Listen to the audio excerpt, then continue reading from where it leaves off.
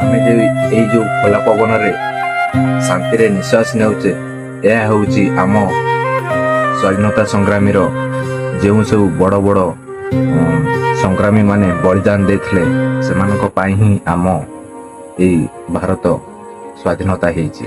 କିନ୍ତୁ ସେମାନେ ସବୁ ବଳିଦାନ ଦେଇଥିବାରୁ ଯାହାଫଳରେ କି ଆମ ଏ ଭାରତବର୍ଷ ଆଜି ସ୍ୱାଧୀନତା ସଂଗ୍ରାମ ପାଇଁ ବା ସ୍ୱାଧୀନତା ପାଇଛି।